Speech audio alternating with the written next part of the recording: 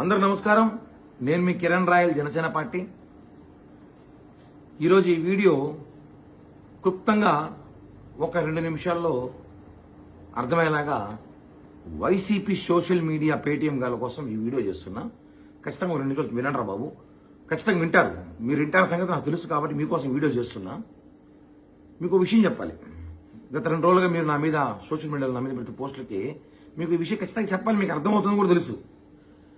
2023లో జగన్మోహన్ రెడ్డి ప్రభుత్వం ఉన్నప్పుడు పవన్ కళ్యాణ్ గారిని ఒక బహిరంగ సభలో పవన్ కళ్యాణ్ గారి మీద, ఆయన కుటుంబం మీద, ఆయన భార్యల మీద అనేక తీవ్రమైన విమర్శలు చేశాడు మీ నాయకుడు.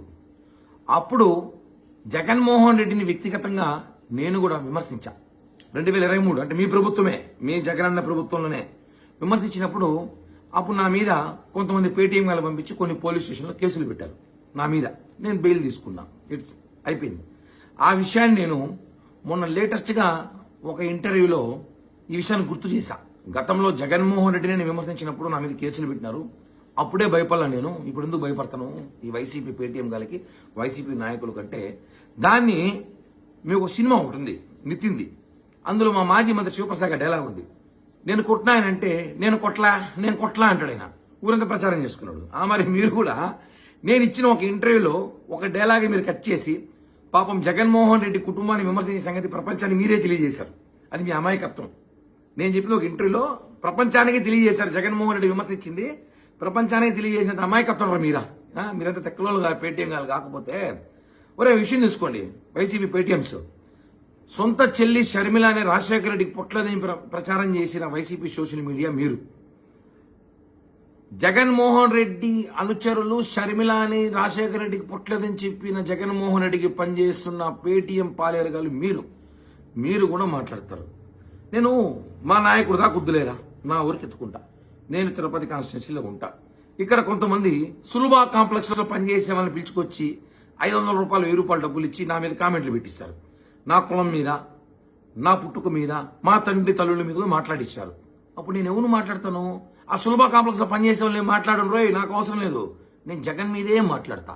ఎందుకంటే మీరు వాళ్ళు మాట్లాడిస్తారు కాబట్టి నేను మాట్లాడతా. ఇప్పుడు యథా రాజా తదా ప్రజ అన్నట్టు ఏదో ఉంది సామెత. కాబట్టి మీరు నన్ను విమర్శించినప్పుడు, మా నాయకులు విమర్శించినప్పుడు 100కి 100% మేము విమర్శిస్తాం. ఇంకో విషయం గుర్తుపెట్టుకోవాలి మీరు. డబ్బులకి కక్కుర్తిపడి పేటీఎంకి పనిచేసే వైసీపీ సోషల్ మీడియా మీకే ఇంతుంటే పవన్ కళ్యాణ్ గారి కోసం ప్రాణం ఇచ్చి పనిచేసే మా సోషల్ మీడియా మేము ఎంత గట్స్ గా ఉంటాం, ఎంత ధైర్యంగా ఉంటాం. తట్టుకుంటారా మొత్తం మీరు ఏందో కామెంట్లు, ఏదో వీడియోలు చేసి పెట్టేంత మాత్రాన ఇక్కడ ఎవ్వడ ప్రత్యక్ష పరిస్థితి లేదు. మీరు వ్యక్తిగత విమర్శలు మానేస్తే మేము కూడా మానేస్తాం. లేదు మీరు చేస్తారంటే మీకు 100 రెట్లు చేస్తా నేను. గుర్తుపెట్టుకోండి. మీ కామెంట్లకి, మీ వీడియోలకి ఇక్కడ ఎవ్వడ కూడా భయపడడంలా. ఇది తెలుసుకోండి. ఇది ఒక sweet warning to YCP social media. జై హింద్. నోటికొచ్చినట్టు ఆ రాస్కెల్ మాట్లాడాడు. అది మాట్లాడుతూనే కాదు, ఏదో 4 డబ్బాలు తీసుకొచ్చాడు, ఏదో బాటిల్ తీసుకొచ్చాడు. వాడి బతుక్కి బాటిల్ అంటే మద్యం బాటిల్లే దొరుకుతాయి. వాడికి మిగతా బాటిల్ ఎందుకు తెలుస్తాయి? తీసుకొచ్చి చాట్ జీపీటీని చూడండిరా వైసీపీ గొర్రెల్లారా అంటాడు. అసలు ఈ కిరణ్ రాస్కెల్ అనే వాడిది ఏ పార్టీనో తెలీదు. వైసీపీ కార్యకర్తలను గొర్రెలు అంటాడు. ఈడొక పెద్ద కొండ గొర్రె.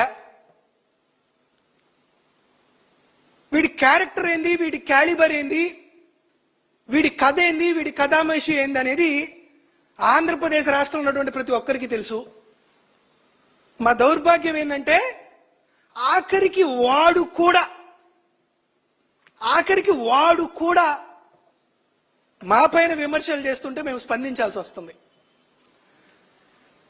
అంటే మహిళల్ని లొంగ తీసుకొని మహిళలకు శారీరక సుఖాలను ఎరగా వేసి వారి నుండి డబ్బులు గుంజేటువంటి ఒక మేల్ ఎస్కర్ట్ గాడు, ఒక రెంట్ బాయ్ గాడు, ఒక మేల్ ప్రాస్టిట్యూట్ గాడు, ఆఖరికి నువ్వు కూడా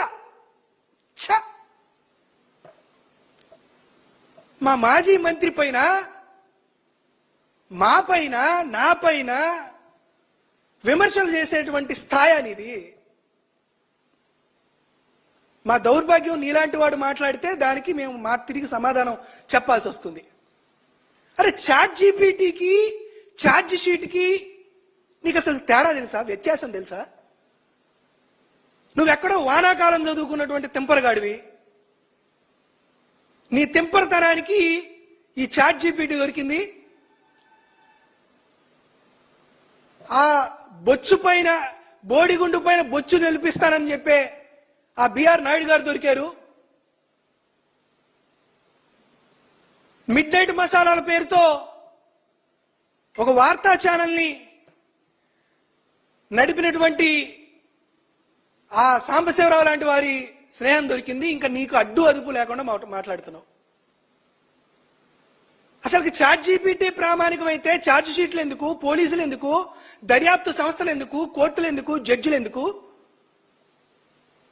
చాట్ జీపీటీ అది చెప్పింది కాబట్టి వైసీపీ గొర్రెలారా నిరక్షరాస్యులారా వినండి అని అంటావే. నువ్వే ఒక పెద్ద కొండ గొర్రె. నీ కామసేన పార్టీనే నిన్ను వెలివేసిందంటే నీ బతుకేంటో అర్థమవుతుంది. నువ్వు వైఎస్ఆర్ కాంగ్రెస్ పార్టీ శ్రేణుల పైన, వైఎస్ఆర్ కాంగ్రెస్ పార్టీలో మాజీ మంత్రిగా పనిచేసినటువంటి రోజా సెల్వమణి గారు ఒక మహిళ పైన నువ్వు మాట్లాడేటువంటి మాటలుంటే అసలు నీకు అక్కా చెల్లెళ్ళు ఉన్నారా? మహిళలంటే మీ పార్టీకి కానీ నీకు కానీ ఏమైనా గౌరవం ఉందా? అసలు నీ స్థాయిని నువ్వు ఏ విధంగా భావిస్తున్నావని మాకు అర్థం కావట్లా. ఈరోజు రాష్ట్రంలో అత్యంత కీలకమైనటువంటి ఒక ఆరోపణ మా పైన చేసినప్పుడు భారతదేశంలో అత్యున్నతమైనటువంటి విచారణ సంస్థ అయినటువంటి సిబిఐ కానీ, ప్రఖ్యాత సంస్థ అయినటువంటి ఎన్డీడీబీ కానీ, గుజరాత్ లో ఉన్నటువంటి ఎన్డీడీబీ కానీ, హర్యానాలో ఉన్నటువంటి ఎన్డీఆర్ఏ సంస్థ కానీ,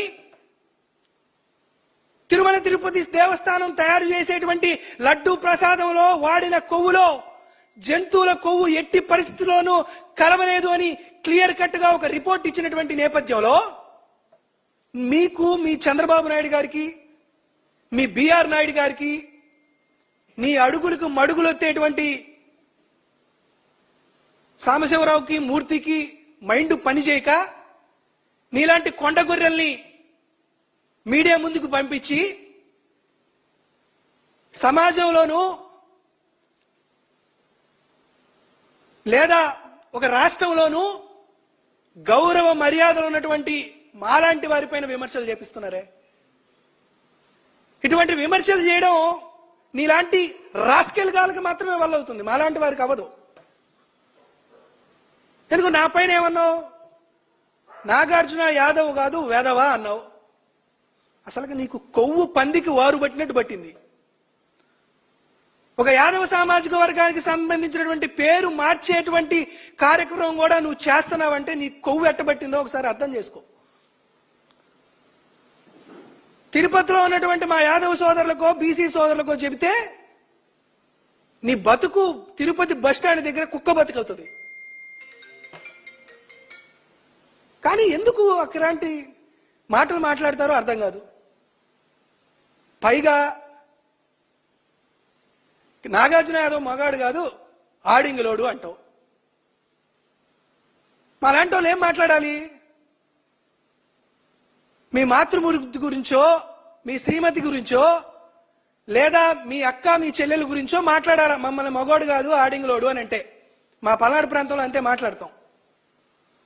మాట్లాడాలని నేను అంత కుతూహలం నీలో ఉందేమో కానీ మాట్లాడేటువంటి కుసంస్కారం మాకు లేదు. నీలాంటి అడ్డగాడిని, నీలాంటి కొండ గొర్రెని